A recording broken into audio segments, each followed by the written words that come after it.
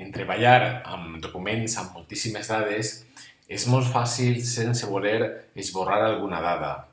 Si a més treballem amb altres persones, pot ser que alguna de la informació, part de la informació que tenim, s'esborri per accident. Bé, una manera d'evitar-lo és protegir el document o protegir cel·les o alguna part concreta del nostre fitxer.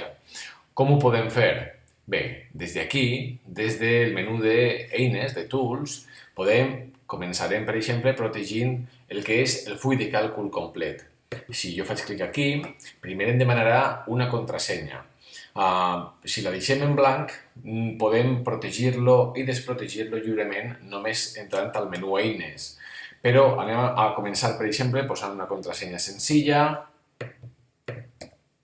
li dono OK, i ara, un cop està protegit, podem veure que està protegit aquí, veiem que està marcat, aleshores jo des d'aquí no puc ni eliminar el full, ni reanomenar-lo, ni fer canvis significatius des d'aquí. Sí que puc, en canvi, operar des de cadascuna de les cel·les, és a dir, jo aquí puc escriure, això no és un problema.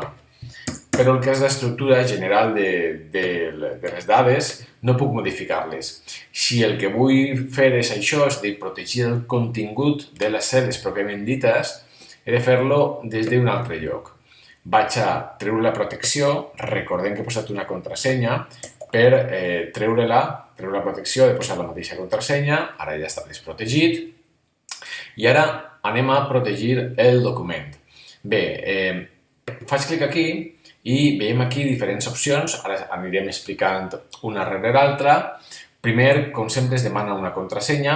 Per fer-ho fàcil vaig a deixar-lo en blanc perquè veieu que si la deixem així podem protegir-lo i desprotegir-lo lliurement. Només és una manera de previndre esborrar alguna dada per error i vaig a deixar aquesta part seleccionada. Le dono OK i ara jo des d'aquí, si jo per exemple vull esborrar això, me diu que les cel·les estan protegides i no poden ser modificades.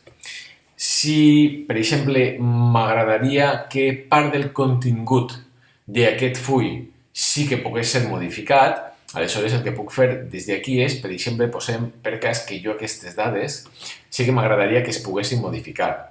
Bé, doncs, el que hem de fer és, per començar, treure la protecció, no es demana contrasenya, recordem, perquè ho hem fixat així. Ara, seleccionant-les des del format de cel·la, veiem aquí que a la darrere de les pestanyes, en protecció de cel·la, posa Protected. Això ve sempre per defecte així. Però jo aquesta opció la puc treure. La vaig a treure només per aquestes caselles d'aquí.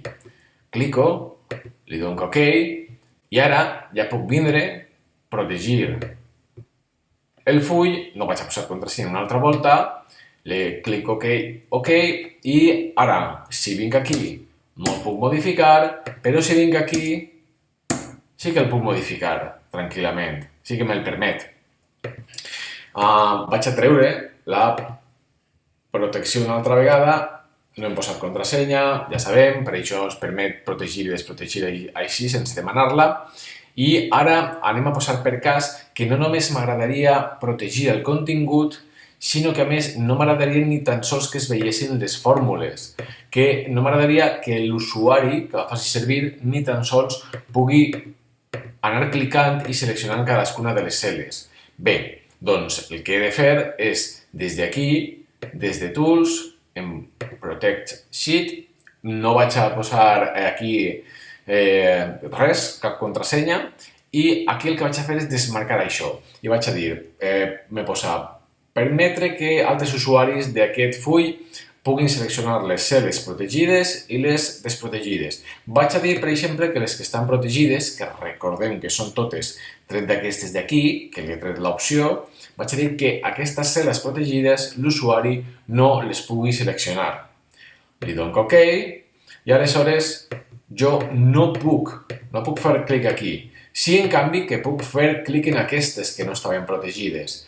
Però tot i que no pugui fer clic aquí, no vol dir que jo no em pugui desplaçar pel document tranquil·lament. És a dir, l'usuari podrà anar canviant d'un lloc a un altre. Senzillament és que, mirem com per exemple aquest full no l'havíem protegit, per aquí pot funcionar normal, però per aquí el que passa és que no pot seleccionar.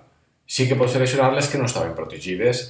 Per treure això, com sempre, si volem fer modificacions, una altra vegada vindríem aquí, les habilitem, com que no hem posat contrasenya, i si volem fer algun canvi aquí, doncs hauríem de tornar a protegir i seleccionar una opció o una altra o la que més ens convingui.